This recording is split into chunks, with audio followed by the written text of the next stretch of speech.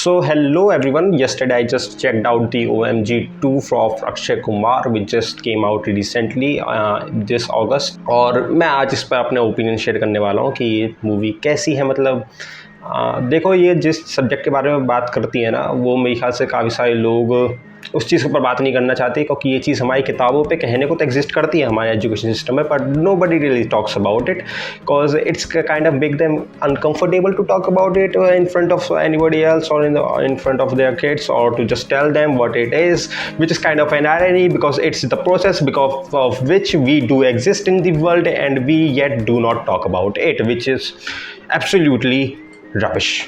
You are guessing it all right. ONG2 talks about this issue of sex education in the young generation. Pankaj Tripathi को उसमें ऐसा priest दिखाया गया है temple में, और उनका बेटा मास्टरबेट करते हुए स्कूल में पकड़ा जाता है। तो स्कूल वाले इस चीज़ को एक्शन लेते हुए उसे स्कूल से निकाल देते हैं, जिसके रिस्पॉन्ड में Pankaj Tripathi law suit file कर देते हैं कोर्ट में अपने एजुकेशन सिस्टम और स्कूल के खिलाफ। और इस बीच में तुम्हें अक्षय कुमार भी देखने को मिल जाएंगे जो कि गाइड कर रहे होते हैं पंकज त्रिपाठी को कि तुम ऐसा करो वैसा करो करके। मतलब मोस्ट ऑफ द मूवी जो कैरी आउट करी है वो पंकज त्रिपाठी ने करी है। अक्षय कुमार हैं और उनका टाइम है काफ़ी, मतलब उनका भी स्क्रीन टाइम है काफ़ी, बट मोस्टली तुम्हें पंकज त्रिपाठी ही देखने को मिलेंगे, जो कि मेरे को अच्छा लगा कि मतलब उन्होंने सारी चीज़ें अक्षय कुमार पर नहीं छोड़ी हैं। और पंकज त्रिपाठी की एक्टिंग भी काफ़ी ज़्यादा अच्छी है, जिस सब्जेक्ट पे लेके बात करती है उसे भी अच्छी तरीके से डिपिक्ट करा गया है, मतलब कि इस प्रॉब्लम को और ये इशू जो है हमारे समाज में कि इसके ऊपर कोई बात नहीं करता है इस चीज़ को लेकर। मूवी अच्छी है, बट लास्ट में जाके ये कहीं ना मेरे को ऐसा लगता है कि ये मैस्टरबेशन को जस्टिफाई करना शुरू कर देती है या फिर उसे ग्लोरीफाई करना शुरू कर देती है, जो कि बहुत ज़्यादा मेरे को प्रॉब्लमैटिक लगा।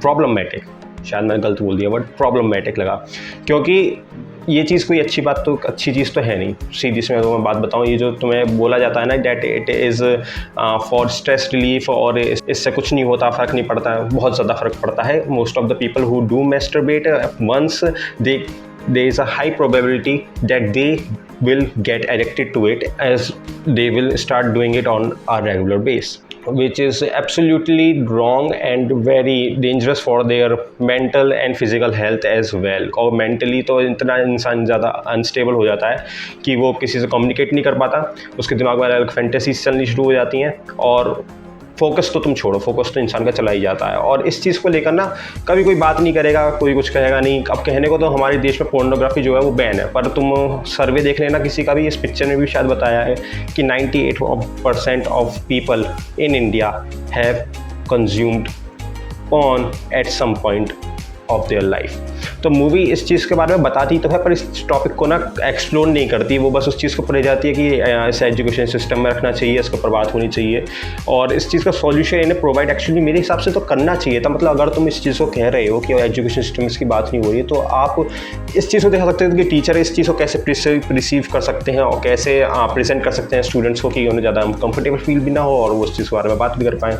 तो ऐसा तो मूवी में मतलब उन्होंने इस चीज़ को कहा है, पर उसका सॉल्यूशन प्रोवाइड उन्होंने भी नहीं करा है बेसिकली जो बात है। और वो चाहते तो ऐसे लेकर ना how to move on from this habit, इस पर भी चर्चा कर सकते थे, और पोर्नोग्राफी का क्या असर होता है यंग जनरेशन के ऊपर, माइंड के ऊपर, उसके बारे में चर्चा कर सकते थे, पर इन लोगों ने वो चीज़ नहीं करी है। और कोर्ट रूम में भी जो ड्रामा दिखाया है ना, वो काइंड ऑफ सीरियस हो सकता था, पर उसे सीरियस नहीं रखा गया, कॉमेडी में थोड़ा सा निकाल दिया, जो कि मेरे को कहीं ना कहीं प्रॉब्लम लगी, क्योंकि ये बहुत ज़्यादा सेंसिटिव इशू था।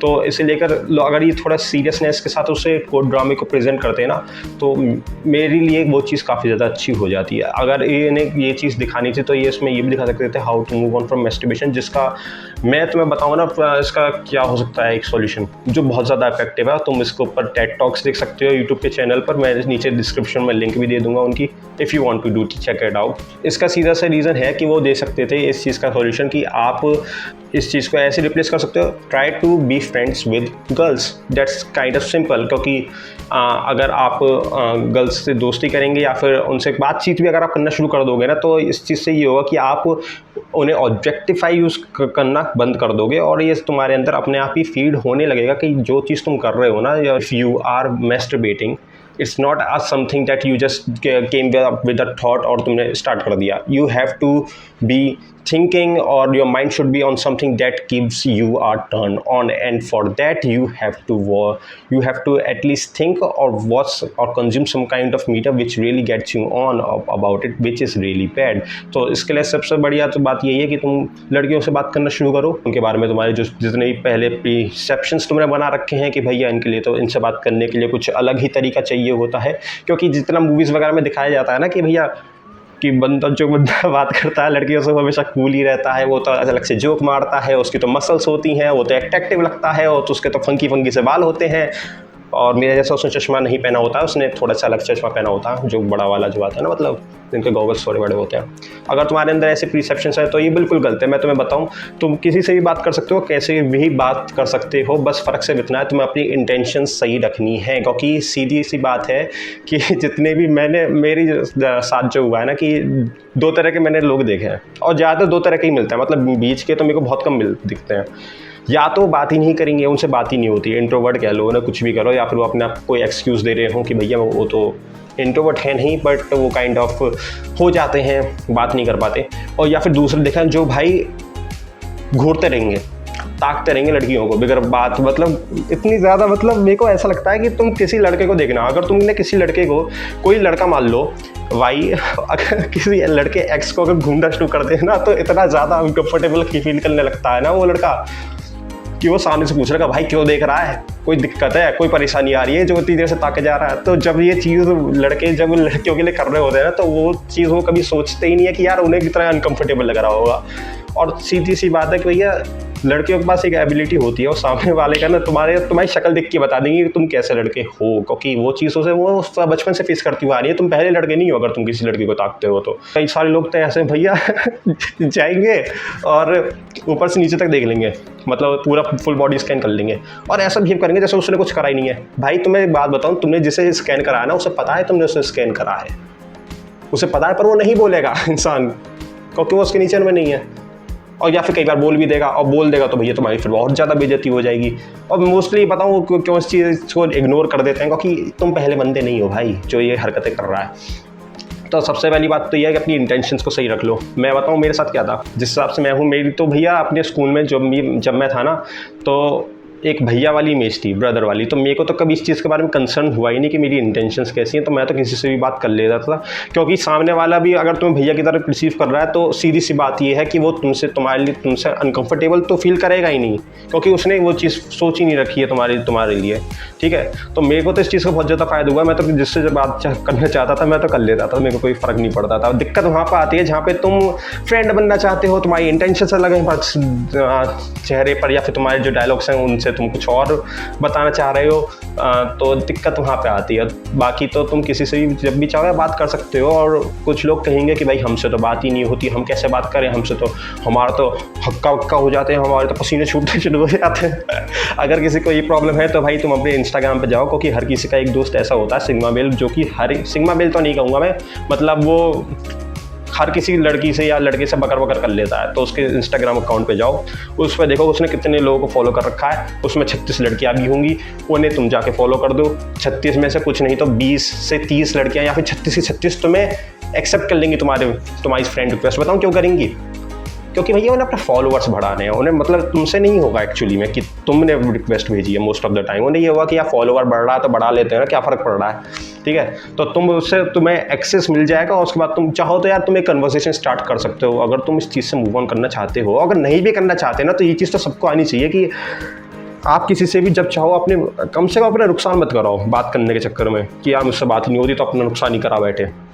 मैं तो सीधी सी बात बताऊँ, मैं तो अपनी एक नो रिग्रेट पॉलिसी फॉलो करता हूँ. और अपना काम भी, अगर मेरे को किसी से कुछ काम है, या सामने वाले को मुझसे कुछ काम है, तो उसमें क्या है यार, सारी चीज़ें मैं तो मानता हूँ कि इंटेंशंस पे डिपेंड करती हैं. अगर तुम्हारी इंटेंशन ही गलत है ना सामने वाले को लेकर, तो तुम खूब हकलाओगे.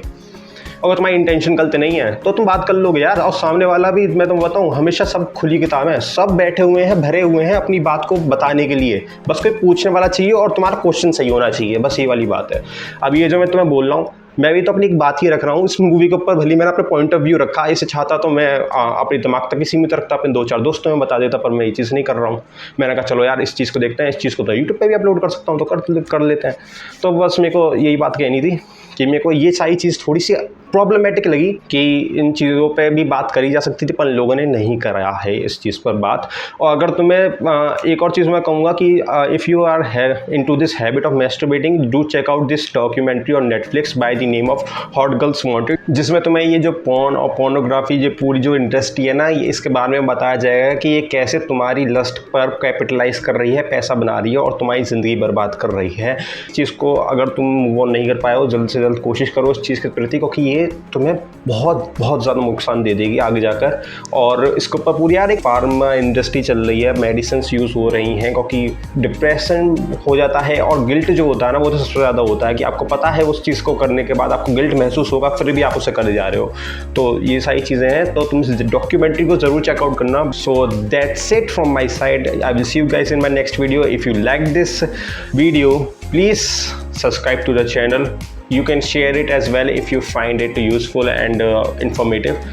And if you didn't like it, do let me know in your comments what was wrong with it. I will try to fix it in my next videos.